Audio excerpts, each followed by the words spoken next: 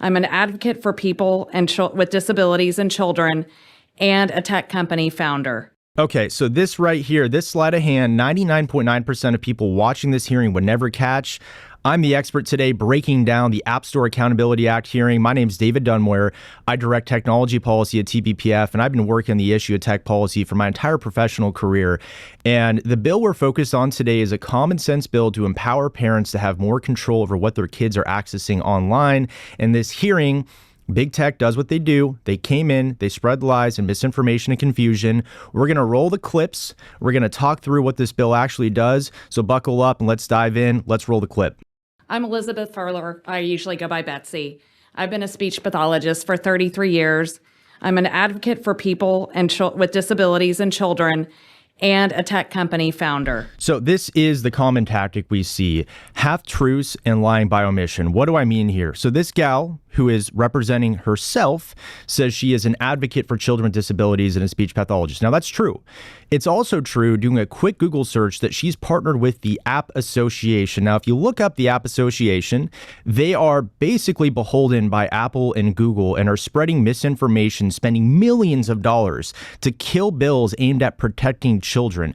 So it's honestly patently offensive that you claim the mantle of fighting for the very kids who are harmed by these products, misrepresenting yourself and using that as a way to make it seem like a reasonable person fighting in the trenches who has no conflict of interest is against this bill, when that's not in fact the case. And she goes on. We're going to break down another clip of hers in just a second here. The way the bill is written, because it would require the app developers to redevelop the apps to add in these safeguards. Many of these apps were developed by app developers who only developed maybe one educational app. Okay, this is just a patent lie. You can Control F, Command F the bill. There is nothing in this bill that requires app developers to redevelop their apps. Here's what the bill actually says. App developers, which is all the different apps you have on your phone, when they are going to determine the age rating that they are going to provide on the App Store, they just have to clearly enumerate why they came up with 4 plus, 12 plus, 17 plus, so parents actually know, is this app safe or not for my child? Think about it this way. Since 1964, the Motion Picture Association, they've had third-party independent boards of parents that are watching movies and saying, this is rated R for the following reasons here. So now app developers simply has to say, we came up with this age rating for these reasons here. Nothing requires any redevelopment. This is a patent lie to create confusion around this bill. All right, on to the next clip. This bill is drafted, treats app stores like gated communities and developers like residents. Instead of making each resident individually check IDs at their door, the community gatekeeper is responsible for verifying the identity and age of everyone entering the neighborhood. Okay, I'm going to be honest. I had to watch this clip like 3 times just to try and piece out what he's trying to say here. So bear with me for a second here. What this gentleman is implying about this gated community metaphor, here's what he thinks should apply to the physical world. If I walk into 7-Eleven, I get a 6-pack of beer and I get a can of Zyn. Instead of the 7-Eleven clerk being the one to check my ID, he's saying it should be Anheuser-Busch and Philip Morris International who come in separately to check my age for each product I'm buying. That makes no sense. That doesn't apply to any realm of logic or reality. And in this bill, the App Store bill, we're simply saying 7-Eleven is the one who is the marketplace. They're the ones who check our ID. This is common sense. We all understand this. In the digital world, the app stores are the marketplace. So they're the ones who can verify our age one time and one time only. And therefore, we can now enter the marketplace and purchase or download these apps. And in the case of parents, they approve or deny what their kids are downloading. So I'll give this guy some credit here. I think he's just trying to create confusion so we don't understand what the bill actually does. And so simply talking through this, I think we all understand, let's let common sense apply as it does in the real world. Let's do the same in the digital world. And on to the next one. The fact that the porn industry supports this bill makes me think of the phrase, you don't go to the Cheesecake Factory to get advice on losing weight. Okay, this one is so ridiculous. I almost don't want to respond to it, but you have to. I'm immediately thinking about, since he's using cheesecake metaphors, if you're losing, start lying. There is no evidence whatsoever, not even an iota of evidence that the porn industry supports this bill. And here's why. This gentleman who comes from Washington, D.C., who represents big tech trade associations, clearly doesn't know law in Texas. So let's explain what the law of the land is in Texas for these swamp dwellers. In Texas, we passed the strongest age verification for pornographic websites law in the country. In fact, it was so strong that the very porn industry that he's saying supports this bill left the state of Texas. Pornhub, other companies, they're gone. So this audience of supporters, they're not even here. But it gets better. And I've talked to the senator who sponsored this bill, this age verification for porn bill. So it turns out Senator Angela Paxton, who is a stalwart who fought to get these porn companies away from our kids, is also the person carrying this App Store bill in the Senate. So I would implore this gentleman to come into that office and make that argument before the very person who's responsible for them leaving the state. Finally, because it bears mentioning, there are some questions. Would this bill conflict with the existing porn age verification law? No, it would not. In fact, we took painstaking efforts to make sure that this bill was drafted in such a way that allows for existing child protection law to apply to one sliver of content, which is pornographic websites.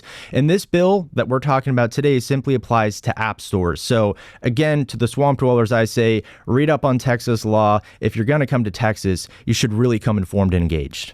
On to the next clip. Whether you're 17 or 70, under this law, you are required to submit sensitive personal data such as government IDs. These systems create vulnerable repositories of personal information that are prime targets for cybercriminals. Okay, so this one, this strikes a personal chord for me. Again, this is another gentleman who's out of state, out of touch, and out of reality.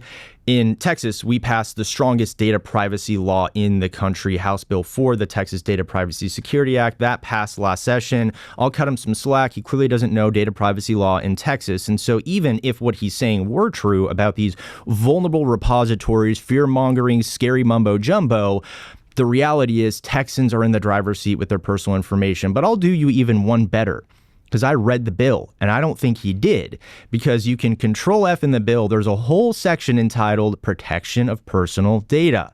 So what does the bill do? The bill recognizes, in fact, I'll illustrate this for a second here. Here's what the bill recognizes.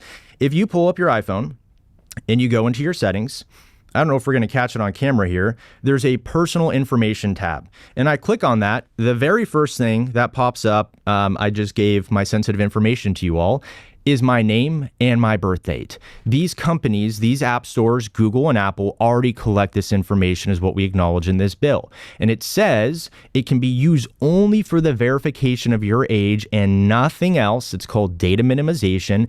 And the second that goes through where they know your age, it must be deleted. So it recognizes they have the data, and for the first time, we're going to be pro-privacy and say, use it for the intended purpose. You can't sell it to China, Russia, Iran, or North Korea. It must be deleted instantly. So this bill actually provides more data privacy on top of the extant data privacy laws we have in Texas.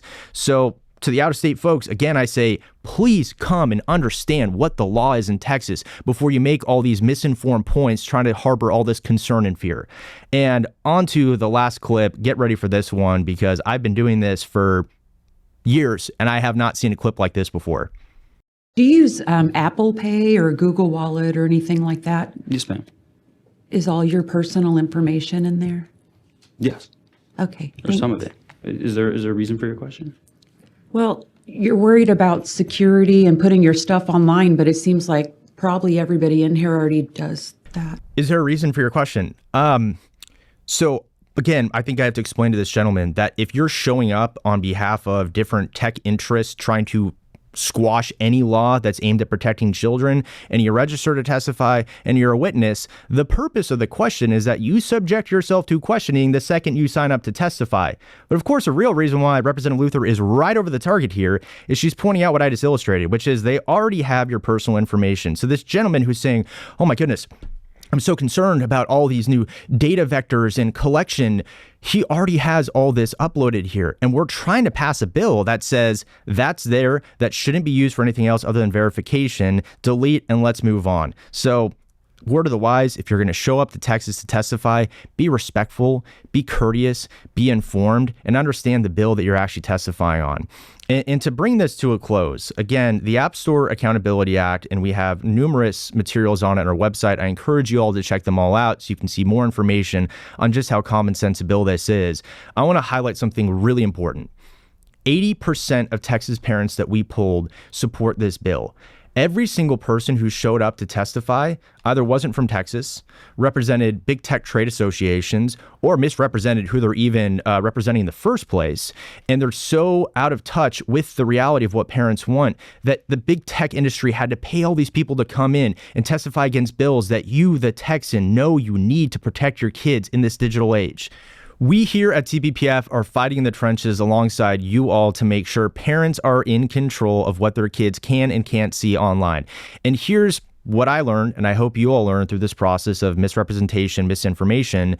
These companies, Google and Apple, will do whatever they can to maintain their vice-like grip on your kids and your ability to parent in the digital age. So reform is happening this session. Let's make sure any other questions we have, we're seeking truth and not the fictitious lies of big tech. We'll keep pushing out all the information we can to keep you informed. TexasPolicy.com, and we'll see you next time.